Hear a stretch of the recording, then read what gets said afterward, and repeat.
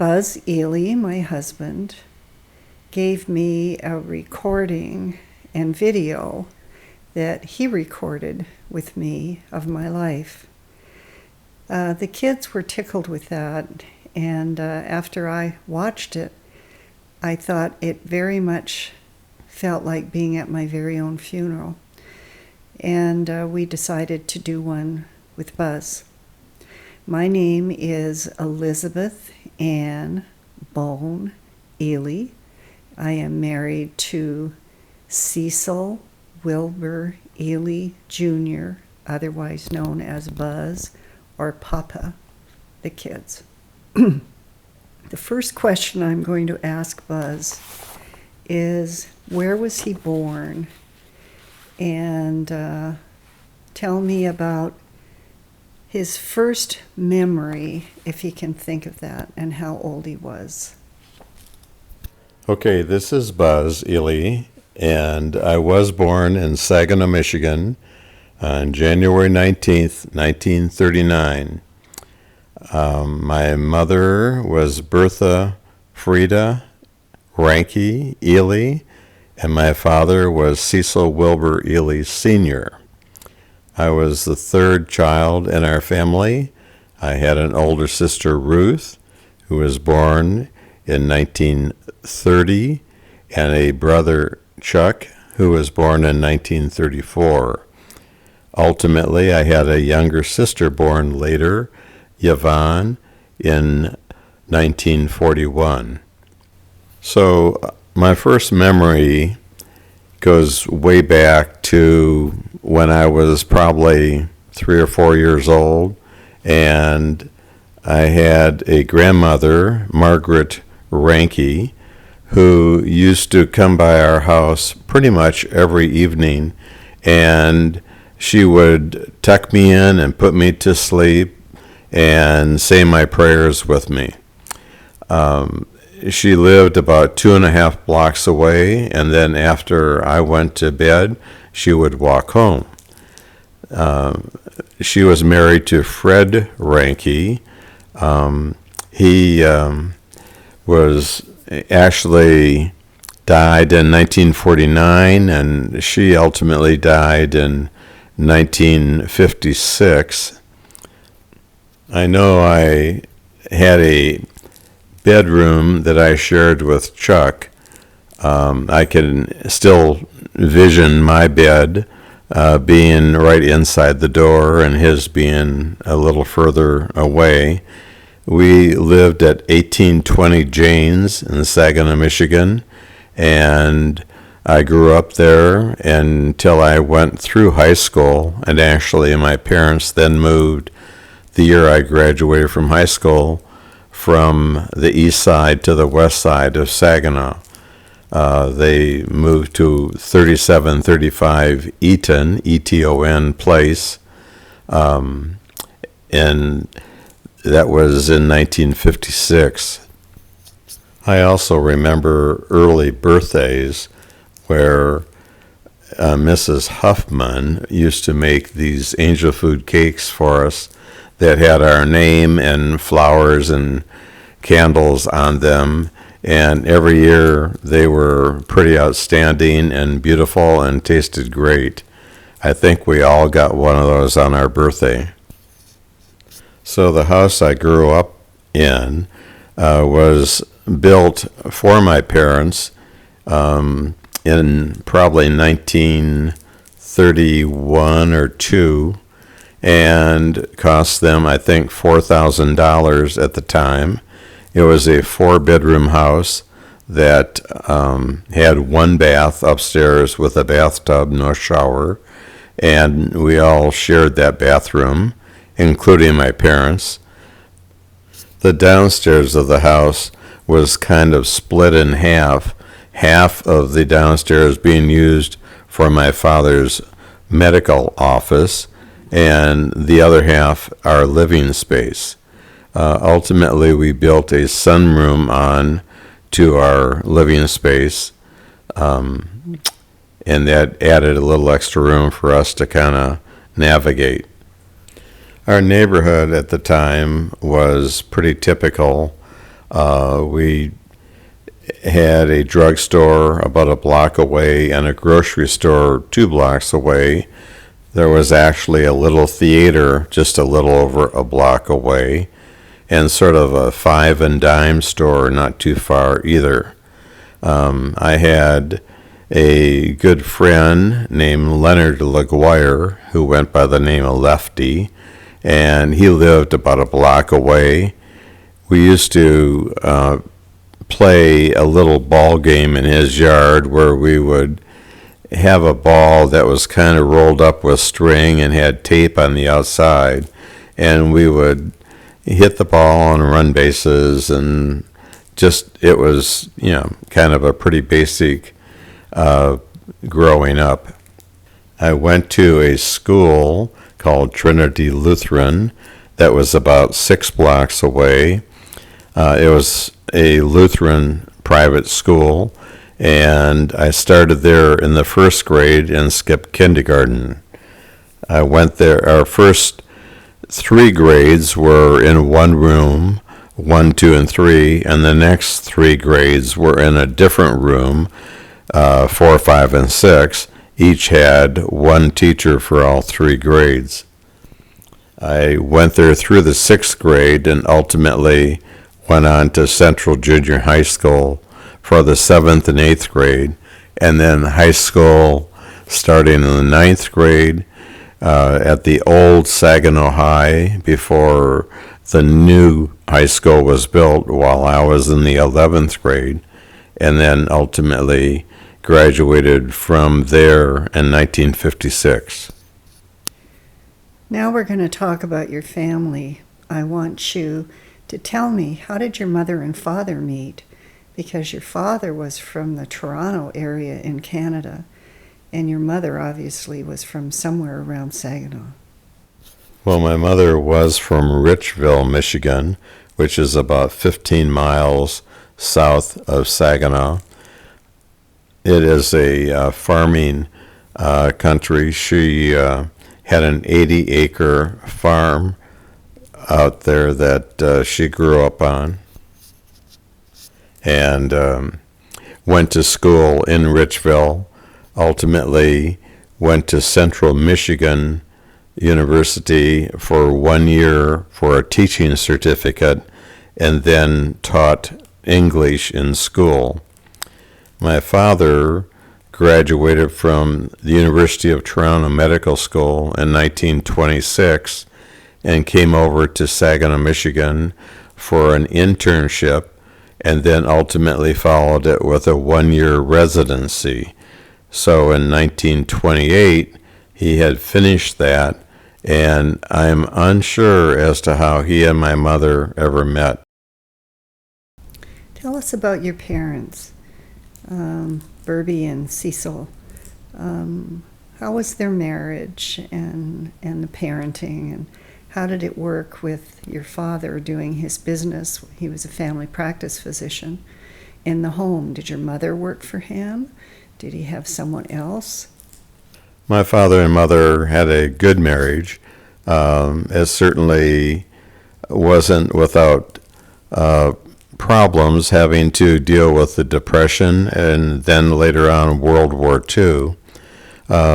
My father during World War II was 40 to 41 years old and had the possibility of even being drafted at that age. And fortunately, it turned out that he didn't have to go. My father was quite passive and very non-confrontational, and my mother was the disciplinarian. My father really enjoyed medicine. In fact, he practiced 50 years ultimately as a family doctor and received an award for that. He was the ultimate family doctor, just there for his patients and always available. Consequently, living in the same house that he practiced, it was not uncommon that he would be called next door to see people in his office. He did have a nurse who pretty much did a lot of the book work as well as take care of the ancillary part of his medical practice. But my mother also did some of the book work and helped with collections. They had a pretty basic, not a high powered practice, and they would see maybe 30 to 35 people a day, and I think they would charge them $5 each or something, and they would actually trade for things that if people couldn't pay their bill, they'd let them pay it off and something else, butter or whatever. And during World War II, there were rations, and that seemed to be a pretty common thing where people bartered for services. Tell us about your mother's family. It sounds like it was your grandmother that put you to bed every night, and she lived close to you. I think she had some sisters as well. And your father, did you ever meet his family? Well, my mother's mother, her name was Margaret Ranke, but her maiden name was Trump. And my mother always used to wonder if we were any relation to the Donald. Hopefully not. But my mother herself came from a relatively large family. She had an older sister, Clara. She had another, her next oldest sister was Lottie Gooseman. Clara's last name was Rupert Schaefer. And then the third in line was Selma Pickelman. And then there was a boy named Carl Ranke and my mother, Bertha Ranke. They did have one other sister who lived to be about 6 years old and died from a ruptured appendix. And like I said, they pretty much grew up in Richville. Her father, Fred Ranke, used to work on the railroad, and then he actually ran a bar and I think owned that and made a living off of that at the time. They ultimately, when they retired, moved from Richville to Saginaw and were only a couple of blocks away from my parents. And their house actually was heated by coal, and they used to bring a coal truck and dump it down the basement, and then he would shovel coal into the furnace to heat it in the wintertime. And I remember him sitting in a rocking chair in their living room with a spittoon that when he was chewing, he would actually spit in the spittoon. It was gross, but those are the little things. Also, they used to kind of have eggs for dinner at night, and they were really very much basic and, again, lived into their 80s, but they really didn't ask for a lot, and they certainly had very little. In regards to my father's family, his father, Charles, who my brother was named after, died the year before I was born in 1938. He was from Beamsville, Ontario, and was a baker and was helped my father as much as he could, but my father put himself through medical school, and that was really quite an achievement at the time, since they really didn't have a couple of cents to run together. My father's mother left home when she was 10 years old. Unfortunately, my grandfather, Charles, married her when she was 14 and had my dad when she was 15. And then ultimately, they had one other child, Greta, about 7 years later. So after 10 years of being together, at the age of 25, she left home.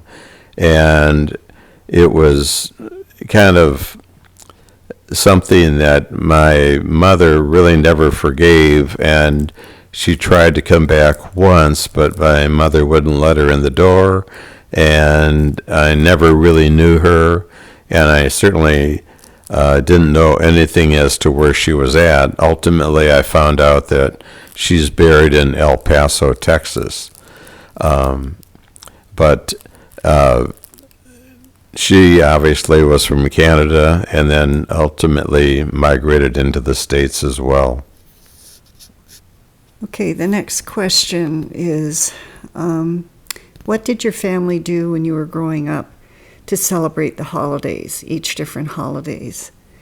And just describe how the family got together. Our big traditions obviously were celebrating our birthdays. We, as I mentioned before, always had a beautiful cake, and my mother would always have a party for each of us and invite friends, probably 3, 4, 5 friends, and that was really always something that we look forward to. In terms of Easter, we used to always hunt for Easter eggs. I remember them being placed out in the yard and in various places, and I have vivid memories of my sister Yvonne and I running around with our baskets, filling them up with Easter eggs. That was a lot of fun. Our summers, as I said, were spent at Linwood Beach. So in terms of the 4th of July, there would be fireworks. In fact, I used to try and get some minor fireworks, nothing big or major, but lit off some fireworks myself.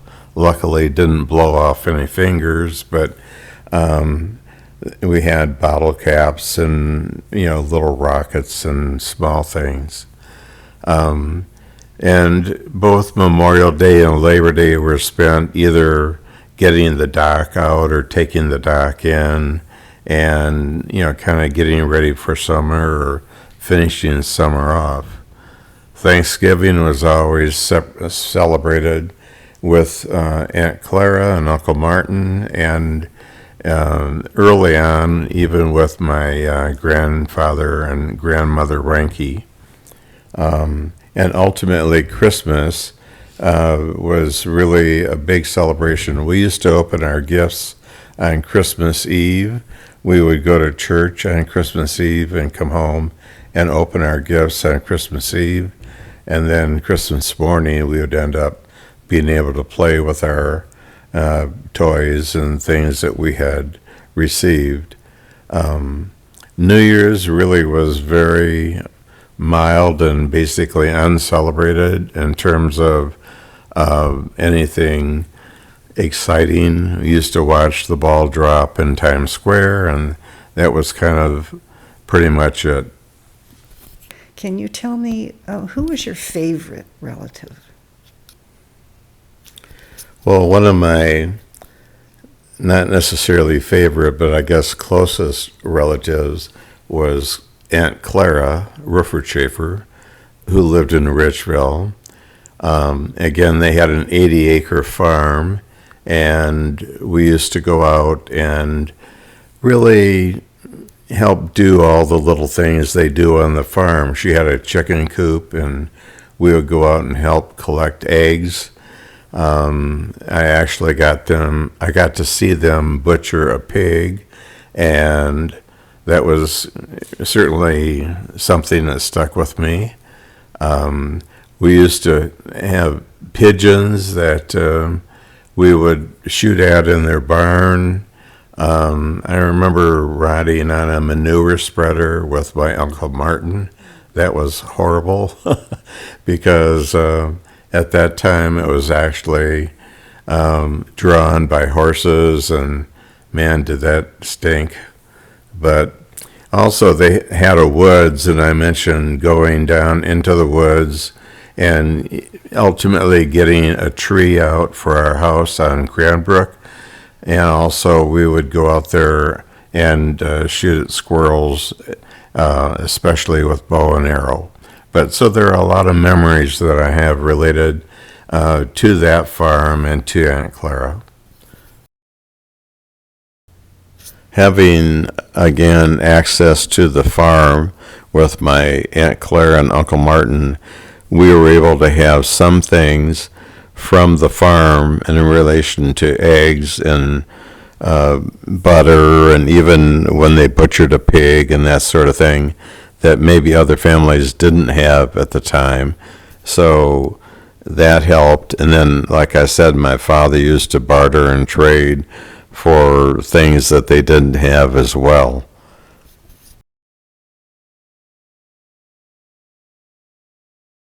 What was your favorite memory from your childhood?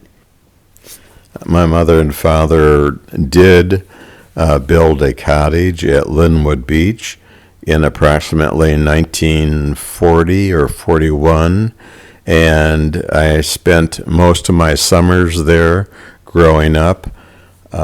It was really a wonderful refuge, and we would leave on Memorial Day and come back on Labor Day. We would put out a dock and go fishing, and had a Lyman boat with a 25 horsepower motor, and it was just a delight to be able to spend the summers there and have basically all that free time. We spent the entire summer and every summer at the cottage at Linwood Beach. Certainly that sticks in my mind as being very special. I do remember going to the cottage. We would actually stop about halfway along the way and have lunch, which is 12 miles? And then we would continue on to the cottage. When we were at the cottage for probably at least 6 years, I had 2 paper routes, the Detroit Free Press in the morning and the Saginaw News in the afternoon. And I had a bike that I would ride at least 4 or 5 miles into the town of Linwood, pick up the papers that were delivered there by train, and then drive back along the beach and deliver these papers both in the morning and in the afternoon. So I really got in pretty good shape from riding my bike that far. And then every once in a while, if it was raining or something, my mother would come along and take me on my route. And so one of the problems was we went from the beach access at Linwood into the next layer of beach cottages that was called Brizette. And you could get through there on a bike, but you'd have to go way up to the highway and around and down to kind of, get there by car. So when the weather was good, it was no problem to kind of continue my bike trip down that road. But when it was raining and a problem, it required quite a little detour. And I did that, pretty much from, age 12 to 17 every summer. And I do remember that and actually enjoyed that quite a bit as far as, having a little bit of money and kind of being, I guess, developing some good work habits. My father would stay in town, which was approximately 25 miles away, and come out on weekends and on his day off Thursday, and he would actually run the boat for us while I water skied and go fishing with us. Otherwise, we were pretty much on our own at the cottage. Tell me about what kind of food you ate back then. Did your mother cook? Did your father cook? Did you kids pitch in and cook? Or did your mother's sisters cook for you all? Well, in regards to healthy eating habits, I am an example of none. We grew up on German food with sausage and bacon and all fried foods and just all kinds of junk food basically. And so it's amazing that our family has the longevity it has with the kind of diets that we used to eat. One of my favorite foods has been potato pancakes and bologna, and that's something that I think all of us really still like to this day in the family. My Aunt Clara in Richville used to cook on a wood stove, and she would make wonderful pretzels, homemade pretzels, and dip them in lye and put salt on them. And when they came out of the little wood stove, man, were they good. Also, she would make schmear cheese, which is now called Casey, Koch, I believe it is. Anyway, it's a spreadable cheese with caraway seeds in it. And she also made wonderful Christmas cookies, Lebkuchens and sugar cookies and all kinds of things. When we were at the cottage, we used to have perch fries. We would go out and catch 100 perch or whatever, and they were all pretty small, so that they ended up being probably 4 or 5, 6 inches big. But my mother would fry those, and we'd all eat a ton of those and everything, and that was good. But basically, we just were not known for having great dietary habits, for sure. We're going to ask Buzz to tell us about his school life up to graduating from high school, and whether or not he had any role models. As far as sports go, I actually enjoyed bowling and was pretty good at that. And I was in the archery club at Saginaw High, and a friend of mine, Bob Fager, and I used to make our own arrows, and we actually would go out and shoot in Aunt Clara's woods at squirrels, and anyway, it was just a lot of fun doing those sort of things. Because I was relatively young for my class and certainly short at the time, I really didn't grow in height until I was like a junior in high school.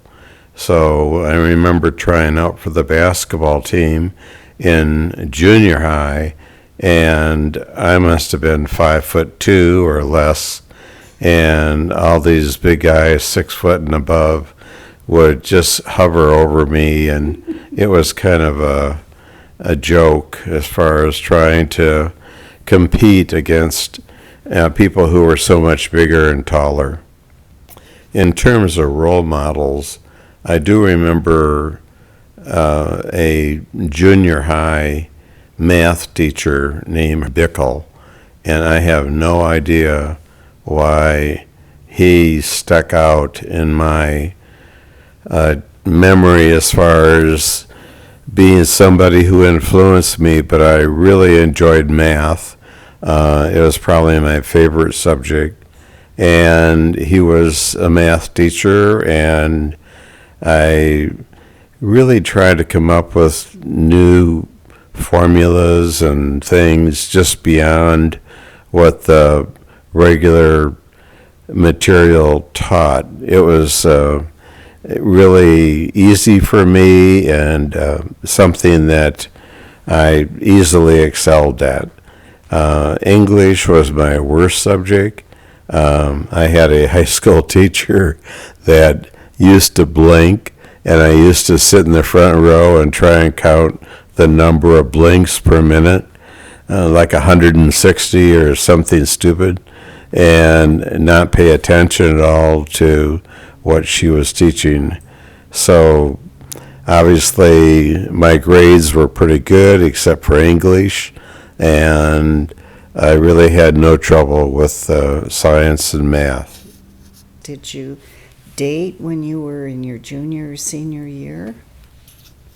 I did have a date for the senior prom, and I was making trellises down this guy's basement, and I ran my fourth finger of my left hand through a jointer and cut the tip of the finger off.